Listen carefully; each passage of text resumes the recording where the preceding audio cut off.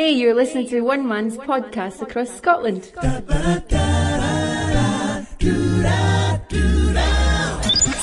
of all, brace yourself. Minimum noise. Maximum fun. Backpackinglight.co.uk. The UK's first outdoor podcasting show. Well, it's the weekend before the 2007 Rab TGO Challenge, and Andy and I and Rose and Kate have escaped for the weekend to do a last shakedown of equipment up on the Longmynd Hills, which is sort of halfway between us. And we're sitting here assessing all the different cooking systems that we've got in front of us to see which one would work ideally in the challenge situation. The weather forecast currently appears to be fairly bright towards changeable, but obviously more clarification on that. Everybody will be watching the weather forecast very closely before we set off to Scotland.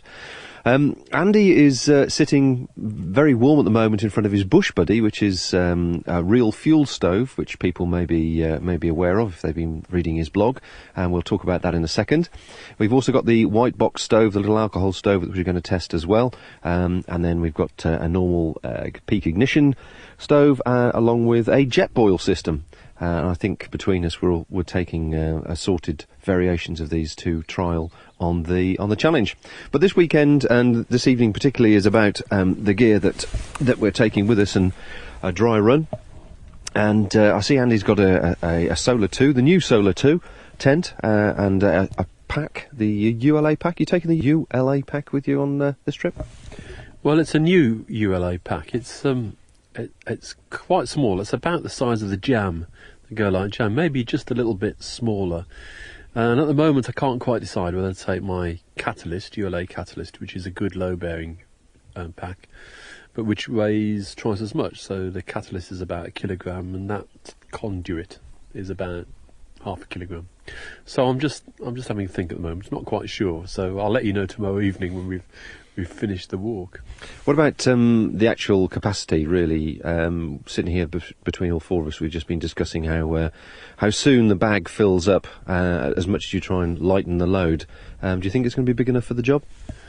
Yeah, that's the only thing I'm worried about. One of the things you do realise, though, is that ULA packs, a bit like the Go Light Pinnacle that you've got, is actually quite wide at the bottom. And you realise because of that, it's much easier to load. Funnily enough, you can get more stuff into that than you can in a narrow tube type pack. But I guess that's the only thing. I reckon I could probably carry 3 or 4 days worth of food in it, but we'll see. So it may come with me, but I'm not quite sure yet. And that's one of the important things about doing this. You do need to check your stuff out, don't you, before you actually set foot on the hills. Yeah, definitely a shakedown is important. I have to say we've probably been fairly busy, and we've left it a bit late to do the final alterations, the final check-in. But we're probably keeping the same type of range of clothing and so on. I mean, I've got the Pinnacle pack, as you point out, and that certainly felt very good today on the first walk. Everything was where it should be, and as you say, fairly capacious. Rose has got the Gregory Jade pack, and this is your first trial with the full load. Rose, how are you feeling with it? Yeah, it's really nice actually. I had the Z last year, which was a unisex pack, but the one that I'm using obviously today, the Jade, is women specific, and it's carries really nicely actually. It's very, very comfortable. The straps are not so wide for a start, and that's much more comfortable. So yeah, so far I'm really pleased with it. Yeah, the shoulder harness feel comfortable? Yeah, very, very good. Much better, as I say, not so wide as last year's Z pack, and yeah, it seems. My only concern was it is smaller because my pack's actually an extra small anyway. That it's probably 45-50 litres, so I'm pushing everything right in to make sure we've got enough space to bring everything that we want to. Excellent. And Kate, you're using a ULA pack as well, and I noticed it was fairly well laden on the way out. Is that the pack you're considering using for the challenge? Yep, it's the Catalyst pack, and yeah, that's the one that I'm going to bring. I've had it for just a bit under a year, and I've used it for a few trips and found it very satisfactory, very comfortable. It perhaps looks quite large, but it actually sits very firmly on my back and doesn't move around, and so I find it easy to carry and easy to use. And I noticed we've now got you've got the new Solar 2. Is it called the 2.2 2.2. You're an ex-Nalo user. And you were very pleased with that because it was very spacious inside. How are you finding the change of dimension, the change of shape of that sort of tent? Well, it's different because it's much smaller inside, so it's a cosier fit, so to speak. But it's that's the sleeping area. The sleeping area, yeah. But the advantage is it's got much larger porch space, so you can leave more stuff in the porch area and know that it's fine and make use of that. And we've only used this tent one previous night, and actually it was fine. It is a different type of experience, but it was fine, and we found it perfectly okay. So there's plenty of headroom and plenty of and leg room when you're actually in the sleeping area itself, in the inner tent. Yeah, I was worried that we'd be sort of wriggling around and elbowing each other during the night, but that didn't actually happen, and there was plenty of room to sleep quite comfortably, 2 people. Yeah, it was fine. Well, I've certainly been pleased with the Solar 2 that we've used in the past, and we're hoping to be using a lightweight tent on this particular trip if we can. So we're waiting for it to arrive just before we leave, which is not sensible, but there you go. Coming on to the cooker front now, you've been passionate about the real fuel cookers, Andy, and you've taken the one that we went and experimented with and bought this one from Canada, the Bush Buddy, which actually looks a very, very functional little item and exceedingly light as well to boot. Would you be tempted to take this with you? I might be. I mean, the only thing that worries you is when you're above the tree line, will you find enough fuel? But actually, as we've found, once you start looking around, you can find fuel everywhere. What I think we might do, because this is, although it's a solid wood stove, it weighs 125 grams. So you're not taking any meths or any canisters with you, so it's pretty light.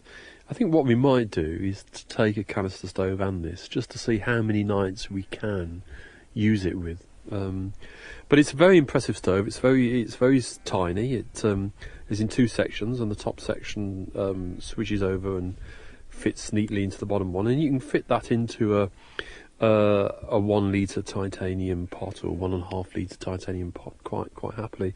So it's very effective, and as we discovered before on the Malvern Hills, there's something really lovely about a real fire. It's and it changes the way you cook, because you can once you've lit it, rather than with a gas fire, you're kind of conscious all the time about the canister gas, aren't you? You kind of warm your food and whatever. With this, as long as you've got the fuel, you just keep it going. So simmering, cooking everything for longer is much easier.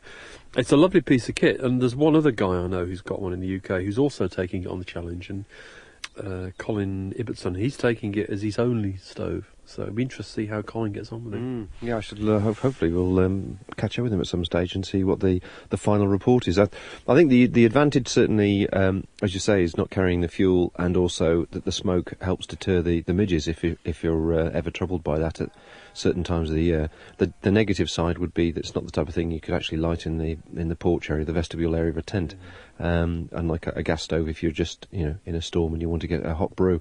But it certainly looks to be a very useful item, so we'll see how that develops. And the white box stove, well, we haven't lit that yet, so you haven't experienced the power of the meth stove. But I'm splitting the trip this year into 2 sections. So I'm doing the first section as sharing the load with Rose, taking certain equipment. The first half, jet boil and the peak ignition cooker, and the second half I'm just doing it as a solo trip with the white box stove and meth. So it'll be interesting to compare the two. Yeah, I think if we'd have discovered the white box stove maybe 4 or 5 months earlier, I could see myself using that across the whole of Scotland. And the thing that I think it is really well made for is people trekking on the continent, particularly in France, Spain, Pyrenees or the Alps, always have this problem about gas canisters. You can't easily find screw-in canisters to use the French camping gas, and even then in some of the smaller campsites or smaller villages they can sell out. And it strikes me that actually might be the perfect solution to that kind of issue. It looks good, so I'm looking forward to experimenting with that.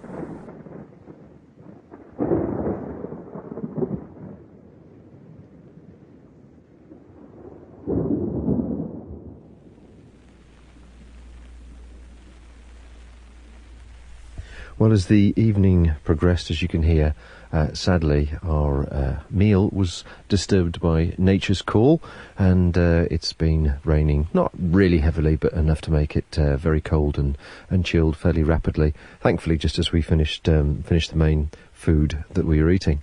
And it served again as a reminder, really, that we need to be prepared more for that sudden chill that comes in the evening, particularly in Scotland this time of year, when, as nice as it is during the day, it can suddenly drop in the evening and get very cold, and you need to be ready for it.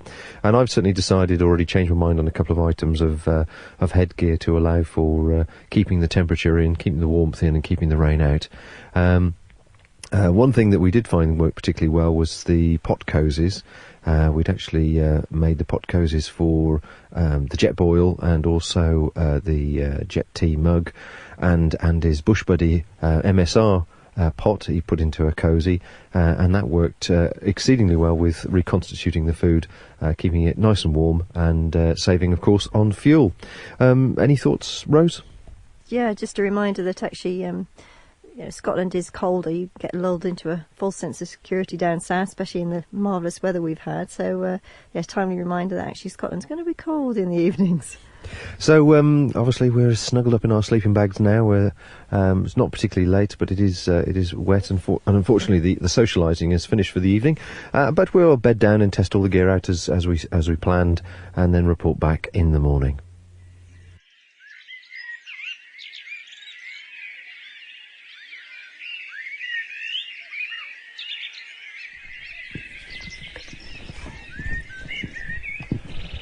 Well, it's a nice damp morning here in the Longwinds as we head out of camp. It was a very wet night last night, and I think the whole exercise was a good one to have a shakedown of gear before we head off for the next few days, because we've both been reminded ourselves of all the systems and routines that we get into for the challenge. We've completely forgotten, or they're just sort of at the back of our mind. So we've now got our cooking routine and our setting camp up routine and setting tent up and so on routine back in the forefront of our minds to make life a bit easier. It poured last night all night long, so again it was a good reminder of where is everything in the tent and how we're sleeping and all that sort of stuff. So yes, it was a good shake up. Certainly made a couple of changes already in our gear list to suit our personal needs, so a great exercise really. And I have to say, I'm really looking forward to getting away for 2 weeks and being away from a computer in the office. I shall be treating it as a bit of a test run for certain equipment. So I'm testing 2 different types of tents, sleeping systems, 3 different types of cookers, and anything else I can do when we change over at Aviemore. So I shall be reporting back on that, as well as obviously doing my interviews with people who live in Scotland as we walk across, and also other challengers for their views on how the event's been and their route and any interesting stories that have happened to them. So make sure you stay tuned to the outdoor station. Obviously it'll be end of May, beginning of June before the first podcast come out from the challenge, but hopefully you'll find them interesting and entertaining. So, finally, for anybody that's doing the challenge this year, I look forward to bumping into you at some stage in Scotland, either hopefully before Montrose, but if not at Montrose, at the big social on Thursday night. And I hope everybody has a good and safe 2007 Rab TGO Challenge. Safe travels, everyone.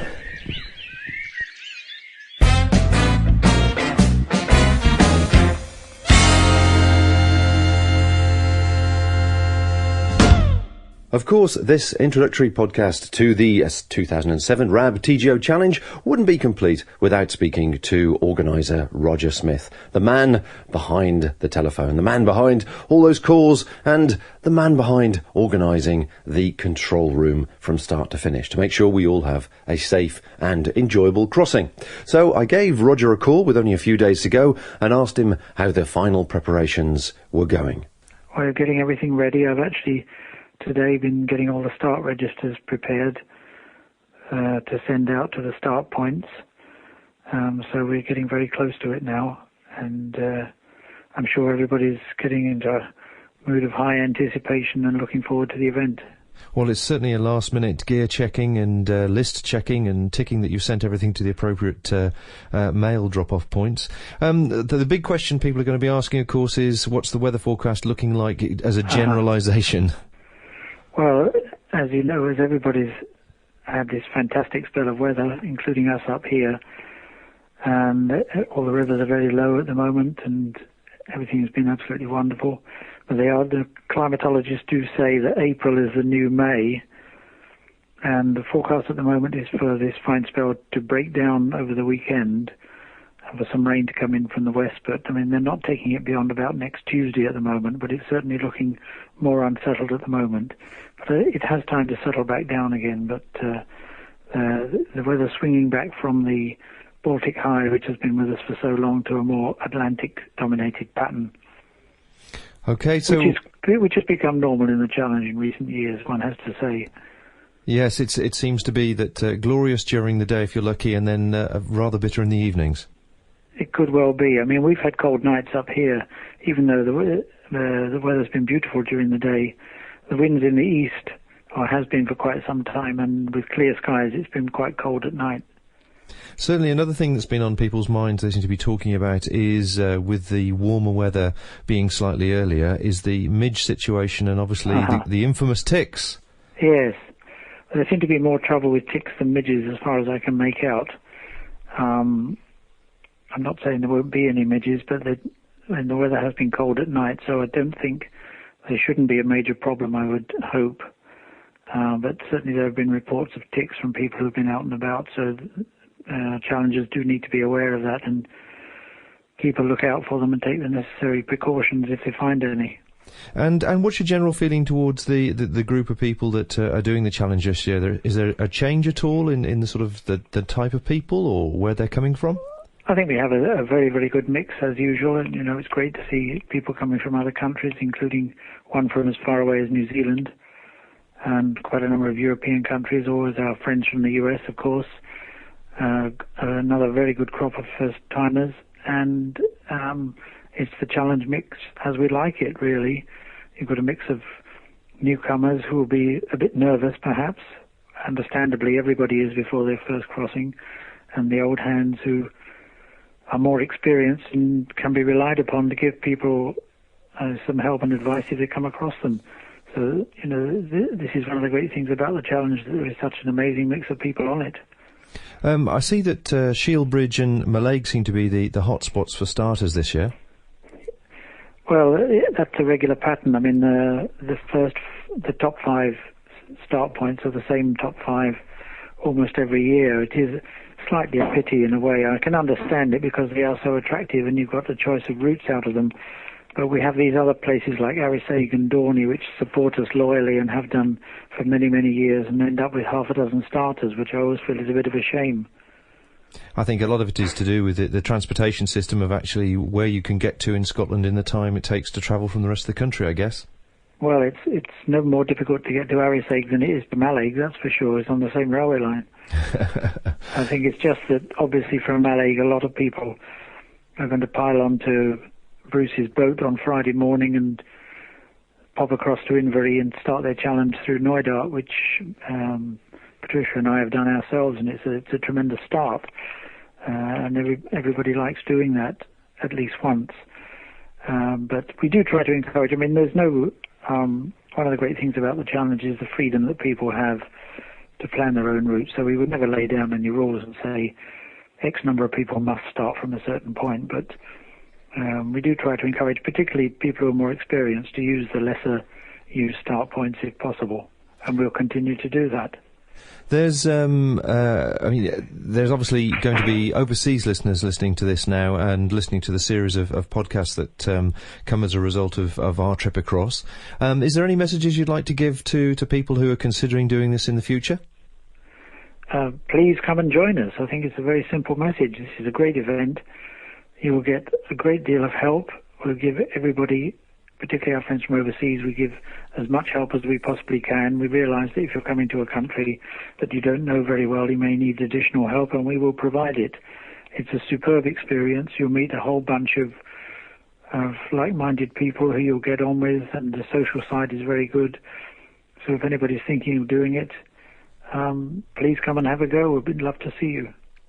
And for the 300 or so people that are just setting out, obviously, any final words of wisdom you'd like to share with us? No, I don't think that's for me to say, Bob. The collective wisdom amongst the 300 is far greater than anything I've got. All the planning's been done. You've had all these very, very good comments from your route vetters, which I'm sure people have taken on board. I know that from the number of revised routes I've had, more than ever this year. And go with an open mind, go out to enjoy it, have a great time. Keep in touch with us. It is important that you do that. We want to hear from you at Finish Control. We're sitting there, and nothing we like better than for the phone to be ringing all the time. So please keep in touch. Have a great time, and we look forward to seeing everybody happy and smiling in Montrose at the finish. Talking of Montrose, last time there was, unfortunately, a golf tournament tried to steal our thunder, I noticed. Well, that was 2 years ago now. Oh, was it 2 years? Blimey, yeah, time that does was 2 fly. years ago. No, we're well over that one. There's no problem with that. So there's plenty of accommodation for people who haven't booked yet for Montrose, you think? Well, I wouldn't say that. I mean, everybody tries to get into the park, and I know the park is full on the Thursday evening, the main evening. But other accommodation should be available because the golf tournament's during the first week of the challenge, so we've sorted that one out. Excellent. So fingers crossed for the weather and obviously for the midges being kept to a minimum, and I look forward to seeing you in Montrose. Yes, indeed. Have a great time, and that's the message to everybody out there. Have a good time. Enjoy it. That's what it's supposed to be about, and we'll see you when you arrive. Hey, you're listening to One Man's podcast across Scotland, to be continued very soon. Backpackinglight.co.uk. Go lighter, go faster, go further. To subscribe to our show, please follow the instructions on our website or search for us in the iTunes directory. Thank you, and good night. Oh, that was good.